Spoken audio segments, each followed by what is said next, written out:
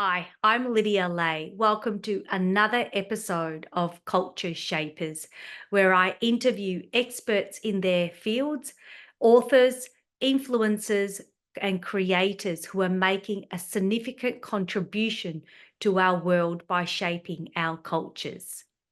Today, we have a special guest, Kat Finnerty, aka Master of Disaster. She was diagnosed with multiple sclerosis at 24, embarked on a 20-year quest to heal herself, facing near-death experiences and transformative discoveries in Buddhism, yoga, and the power of the mind. Now, the best-selling author of Never Let a Good Disaster Go to Waste, and an international speaker. She runs wellness retreats in Vanuatu to help others break free from suffering. Thank you so much, Kat, for joining us today. Thank you, Lydia. Thank you for having me. I'm so excited to be on with you.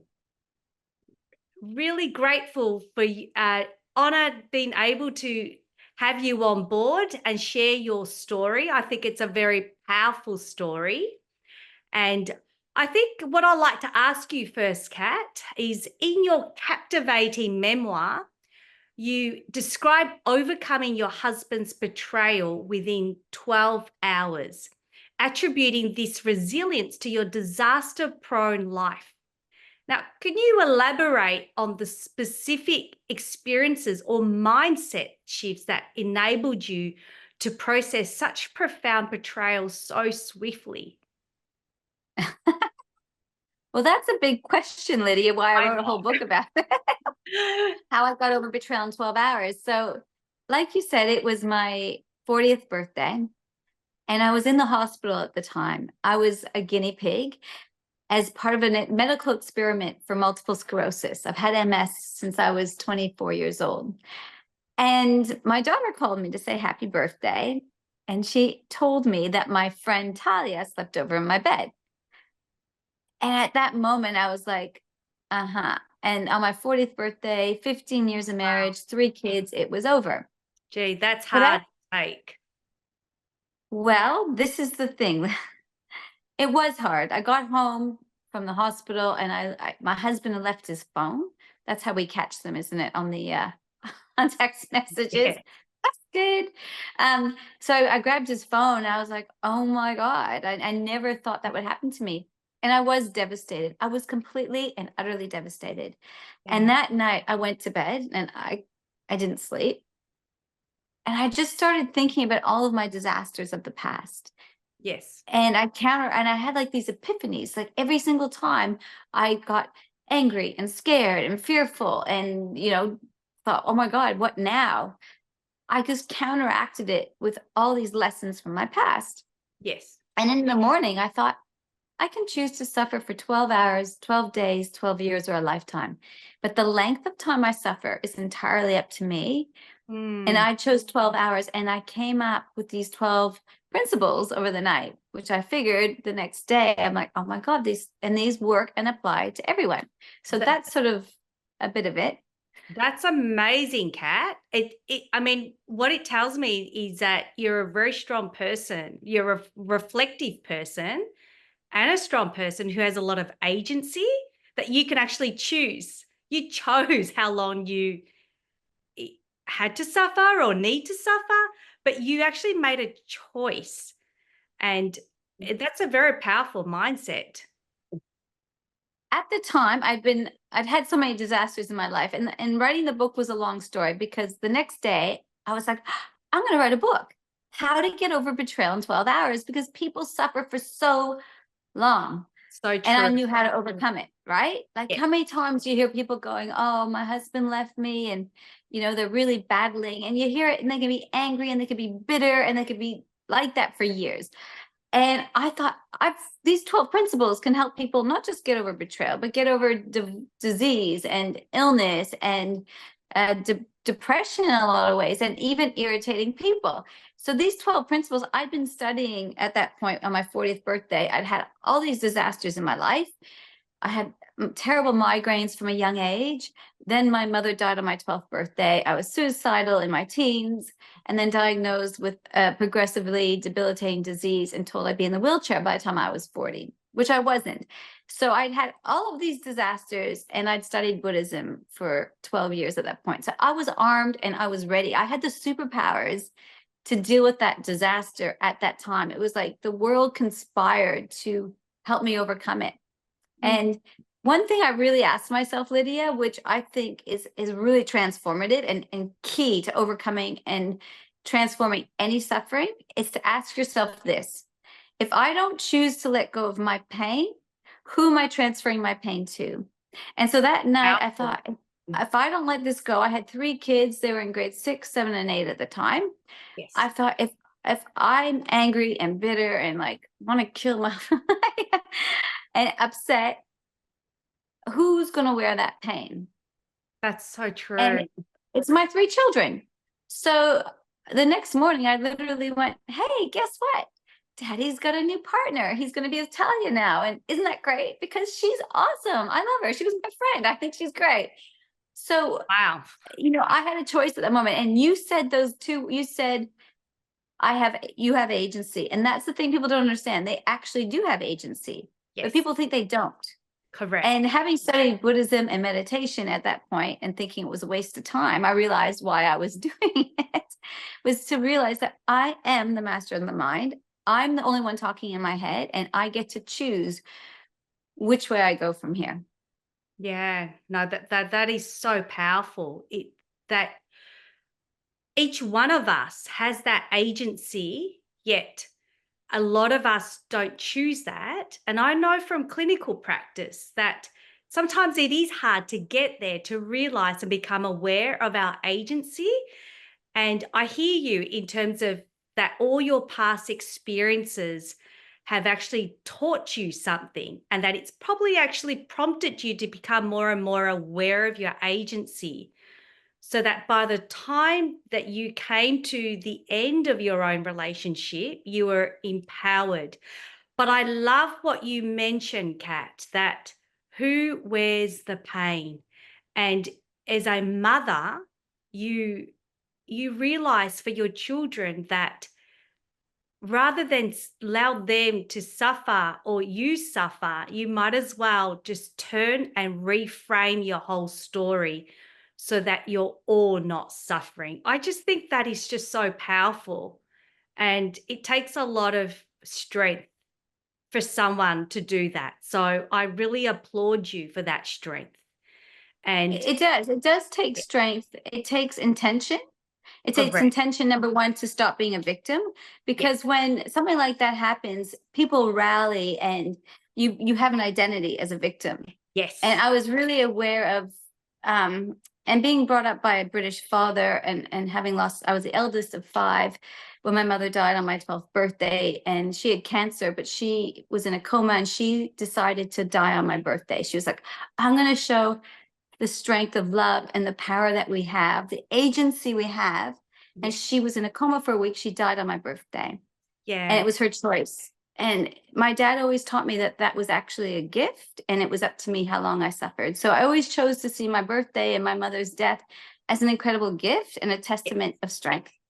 And so that's the thing. I could have chosen to see it as horrible and awful, but my dad was very British and very stoic in our upbringing. So, and that is the way. So yes, I overcame betrayal in 12 hours, but I did have a lot of training in that as well. So during my younger years, being brought up so stoically and learning that life is just not fair and things just happen. You might not want them to happen. Maybe it shouldn't happen, but if it happens, it happens. And you have to ask yourself this, given that it's like this, and this mantra, Lidia, I say to myself all the time, if it's like this right now, this has happened. Yes. I can't change what's happened, but I can change how I look at it. And I think, what's the best thing for me to think, do for my present happiness and my future happiness? Because sometimes my present happiness is like, I just want to punch you in the face and scream and yell and berate you and tell everyone what you've done. But my future person would go, maybe that's not such a good idea. And so you really need to have sort of that awareness of what would your future self say. Is it wise? Because once you poison that well, once you tarnish people, once you say things, that toothpaste is never going back in the tube. You can't take it back. And believe you me, I screwed up many times, and I wore the karma of that. And I've made mistakes, and I'm trying to learn from them. Like every time I make a mistake, I'm like, oh, good, I've learned another lesson.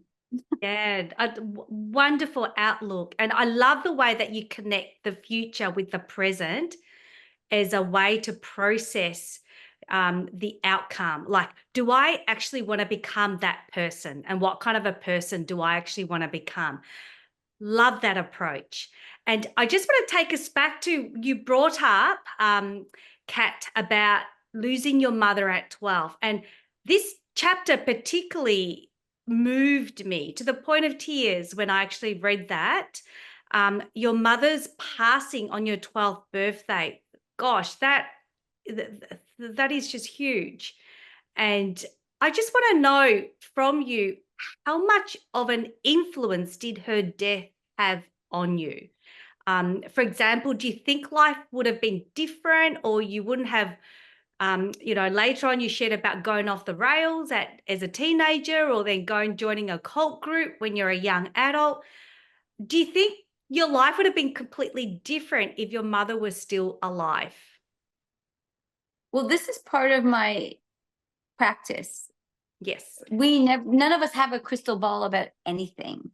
Of course, I believe in that we always have the sliding doors moments, and we can never predict what life would be like had this not happened. That's why I never say, oh, that shouldn't have happened. Yes. It's like, but it did. It did happen. That is the reality. You can never escape reality. Reality wins 100% of the time.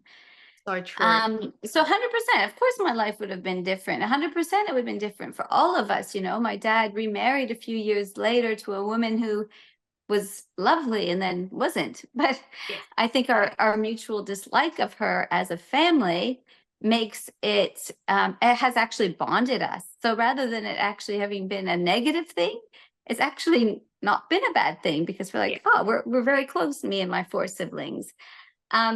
So I think that's another place where I think, you might not have wanted it, but and I always ask myself, and I'd say to people when they lose a loved one, how would that loved one who's passed away want you to continue living? Yes. They would want you to live and be happy and content, and and live happily. They don't want you miserable and focusing on your grief, because a lot of people said this to me when I overcame my husband's betrayal in 12 hours. They said, Yes. oh, but you didn't grieve, and what about grieving? And I say to them all the time, well, how long do I have to grieve for? Like, what's that number look like? And I live in a country called Vanuatu for the last 5 years. Yes. And they and you've been just learning culture, discussing cultures and learning about different cultures and how they deal with things. Right. And in Vanuatu, they have a process. They have a 10-day ceremony, a 100-day ceremony, but we don't really have a process. When someone leaves you, like, how long does it take to get over it? When someone dies, like, what is your process for overcoming? Or do you just endlessly grieve? Like, where is the end point? Yes. But I always think, if the goal of our life, and I believe this, Lydia, that I wonder if you believe this, that the goal of our life is to be content. Do you think so? Definitely. I think the goal of each life is actually to find meaning and their purpose, and that brings contentment. But I think each individual is different in individual cultures, but definitely contentment in something that is meaningful for them within their culture. Does that kind of make sense? And so I think perhaps what may make, for example, me content may be a bit different to what may make you content or another person. But I just wanted to touch on the grieving, that you touched on a really good point, because in the Western framework, like in my own psychological training, I've been told that grief may take up to a year. But in reality, in my own culture as an East Timorese Chinese, we collectively grieve, and that grieving is actually shorter. So it does take time to adapt and to change. But I think because of our upbringing, our beliefs, our cultures, grieving process is different for each person. Would you And agree there's a with lot of cultures that, oh yeah, and there's lots of that? cultures that will celebrate life and have a celebration of life. So, Correct. and when someone tells me their husband or wife left or they just broke up, I say, oh, congratulations. Why am I going to say I'm sorry? Or someone in their life has died. Even if I Yes. say I'm so sorry, immediately you put people in a place of victimhood and sadness. If I instead, what I always say to people is, how incredible lucky were you to have that person as part of your life? Yes, I Wow, agree. what an That's beautiful. incredible blessing. Rather than I'm so sorry, that's awful, it's terrible. How is that helpful? And Yes. then when somebody breaks up with someone, how is it helpful to go, oh my God, I'm so sorry. He cheated on you. What a jerk. Sorry for swearing. That's horrible. I always say this, Lydia, and this is one huge point. When you point a finger, there's four pointing back at you. And sorry. So That's this is a huge point. When you point a finger, there's four pointing back at you. yes. And I would say when a relationship ends, it's probably and usually ended long before an infidelity or the final end. Yes. But Yes. it's really, people like to be, people's egos don't want to, they want it to be someone else's fault. For Yes. me, it was someone else's fault. I was the wonderful wife. I was this and that. Meanwhile, you're probably like, half the time, oh God, he frustrates me, it irritates me. You probably complained about them a million times. Yes. So maybe that you didn't want to get divorced or you didn't want the relationship to end. But I always say there's a reason why things end, and every ending is a new beginning. I passionately believe that the breath needs to end before a new breath begins. Yes. And if you talk to most people, they'll tell you, especially after a breakup, it's like, oh, it was so good. Then I met this other guy. It was so perfect and wonderful. And so it's like, how long are you going to hang on to that pain? Like, it's going to end eventually. So when would now be a good time to finish that pain? Like, finish it now. Yes, no, I totally understand. It's realizing that we all have finite lives. Our life is actually quite brief on this earth. And how much of that do we choose to live in that kind of victimhood or pain or suffering? And how much of that do we actually want to embrace a new beginning, abundance, contentment? So it's a choice that we actually each day have to intentionally make, as you mentioned. So no, I certainly agree with you that life is a series of choices, and we actually get to choose what kind of an experience we want to have out of life. I And love that. We choose our yeah, experience. It's like choose your own adventure book. correct, correct. And thereby, based upon those experiences and the series of choices we make, we've actually formed an identity.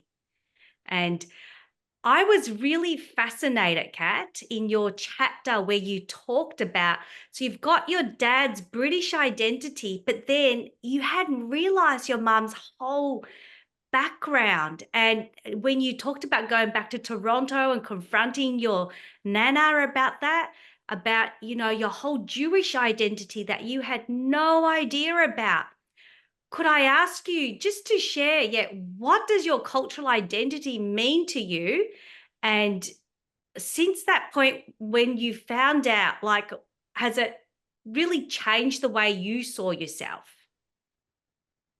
So the story you're referring to is I went to the Czech Republic. So my mother died when I was young and she had escaped. Yes. And so she came to Canada, and I was brought up as a Catholic all my life. I had to go to Sunday school, which I dreaded and really hated. Catholic Sunday school, brought up Catholic, did communion and confession and everything. And then I went to the Czech Republic and met an uncle, and he had the numbers on his arm, and I thought, what? And Yeah. then he basically dropped the hint that my family is Jewish. I didn't realize it. And so Hmm. I went to my grandmother. I was like, are you Jewish? And I sort of had an idea. I guess I was about 22, 23 at this time. Yes. And I was like, I had no idea that they were Jewish, or Yes. that I guess I was Jewish, because in the Jewish faith, if your mother's Jewish, then so are you. Yes. And interestingly enough, I've had quite a bit to do with Israel, with my stem cells and different things I've had to go to Israel for, and had nothing to do with the Jewish faith. That's just where the neurologist was. But yeah, I think, finding that out, and then finding out my grandmother was part of the Holocaust, Correct. what That's she had huge. to do to escape, and then escape again and escape again, and like the Mhm. horrors that they went through. I Yes. really thought, is our strength generational? Yes. Does the force come down? Because my grandmother was sometimes difficult, because she was quite a very confident and know-all, this is the way it's going to be. And she was beautiful and sweet, but she was also very matter of fact, and Yes. this is the way it's going to be. And now I understand why, because she's been through so much, and she was so tough and so strong. And that's why, and I think that a part of that's been passed down to me. And so, yeah, I really believe that. And also with my father being British, growing up during the Second World War, Mm. they were brought up quite frugally, and never give up. And then you don't let little things get you down. You just keep on carrying Correct. on. That's And right. that's just the way I was brought up. It was just like, what are you complaining about? Life could be so much worse. And that's like when my husband left. I always, and one of my superpowers I talk about in my book Yes. is perception. And it's like, Yes. my husband leaving is not being stuck in a concentration camp and seeing my family murdered and killed. So let's get some perspective of the situation, Correct. Yes. and realize you know, I can choose to be grateful for the problems that I haven't got. So true. Very true. Kat, I've loved reading every chapter of your life story in your memoir, and your attitude towards life, and suffering. I just want to know, how did you actually come up with the 12 principles? Um, and how would you actually like to be remembered in terms of your legacy? The 12 principles, literally, it was almost like, have you seen the movie Slumdog Millionaire? Yes, yes, loved it. What Yeah. a powerful movie. It was almost like that. It was like during the night, I mean, there would be like this swell of emotion and anger. I remember when I read my husband's text to this girl, I was eating this chicken and I just whipped it across the room. And, I would have these waves of like sadness and anger and immense fear. Like, who am I going to be now? Yes. And then every time this did, I just counteracted them with the story of my past. So the way I came up with the 12 principles was like literally, I first of all, when I was younger and I had migraines, I would get even worse. From the age of 6, I had migraines. And if I focused on the pain would intensify. And Yes. that's when I realized that if I could control my thoughts, and if I control my thoughts, I could lessen the pain. And then I realized for my mother's death that everything's impermanent. I will lose everything I have. So, It's so when he true. left, I thought, well, he was going to leave one day. Either he was going to leave me, I was going to leave him, he was going to die, I was going to die. We don't take anybody with us. Correct. Buddhism teaches that every single thing in life is impermanent, and about non-attachment. And I think non-attachment for me is to be not ignorantly attached to impermanent things. So anything that's impermanent, don't think that they're there forever and it should never change. And that's why we suffer. So, Sure. and I know this because I've studied it for so long.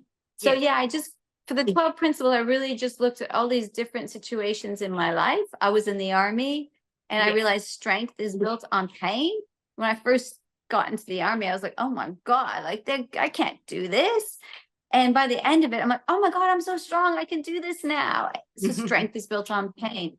Radical acceptance. So this is how, in gratitude, learning my grandmother's story was it profound when I learned about the Holocaust and really researched it, that 60,000 people out of 80,000 were murdered like that. I'm like, Mm. oh my God, get a perspective shift on your life. What problems are you grateful for not having? Gratitude. I've got a bed. I've got food in the fridge. I have wine. I can drink it. Yes. I need to get realistic with what are my problems and what problems are.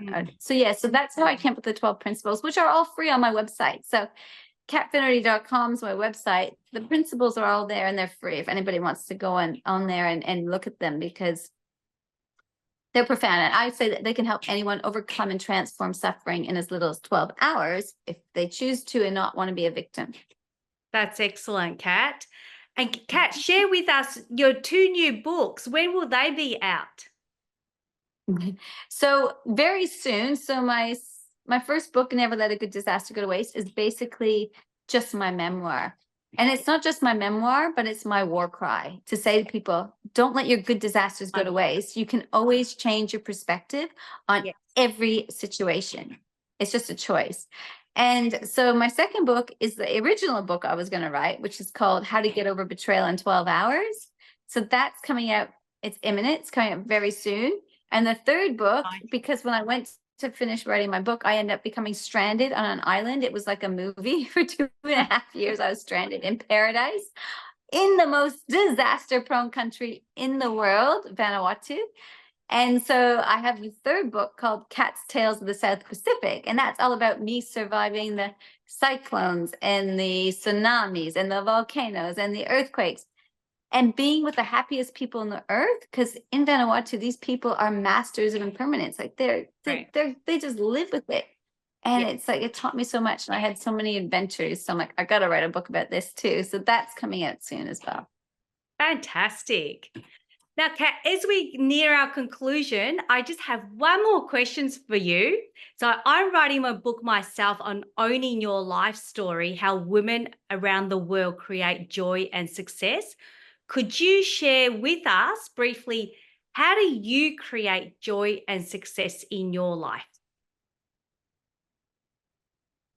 Well, really interesting. When I learned, I think I was a very selfish person for a long time. And I found myself quite depressed at one point in my life. I mean, there was a lot of things going on. I couldn't really walk, and I'd lost my vision. I had 3 kids under 3. There were reasons, but wow, that's a lot of reasons. When I learned Buddhism, when it was my opportunity, and that's when I learned Buddhism and Shanti Deva's station with self. And I always find that I am the happiest when I'm helping others. I'm in flow when I'm giving. Part of the proceeds of my book go to a chicken project in Vanuatu, and I'm always looking at opportunities. Can I make someone else's life a little bit happier today? So I know it sounds a bit ridiculous, but I don't want for anything anymore. I light up. I get emails every day from people going, oh my God, I read your book. It's changed my life. And like, that lights me up. And I have all these friends around the world that I have these long email conversations with, but I'm just like, oh my gosh, I'm just so happy to be here to help you. And that's actually what brings me joy. I teach fitness and health, and I try to infuse my classes, not just with the resilience and the fortitude and strength from physical training, but also the training of the mind. That's wonderful, Kat. I just really enjoyed speaking with you today and just learning about what you're doing, because I think what you said, just bringing joy to others, helping them, just lights up our world. And that's very much aligned with what I'm doing with my life, in just wanting to make our society, our cultures, a healthier place so everyone can thrive. Thank you so much for everyone who's watching. This is definitely a must read. Highly recommended. I think, and I run retreats. I run retreats in Vanuatu, and I believe you will be running one, coming along and presenting at one too. So if anyone is interested in coming on a retreat to the happiest place on the planet and just transforming their lives, just would love to see them on retreat one day as well. It sounds wonderful. We're looking forward to really be able to offer people that kind of experience, to just relax, unwind, but to rethink and reflect on one's life to move forward. So feel free to get on Kat's website. All the information about the retreat is there. Feel free to also log on to my website, www.lidialae.com for more resources, because we're really seeking just to light up people's life so that they can find their own contentment and make a significant contribution to culture. Thank you very much, Kat. Thank you for joining us today. Thank you, Lidia. You're welcome. Thank you.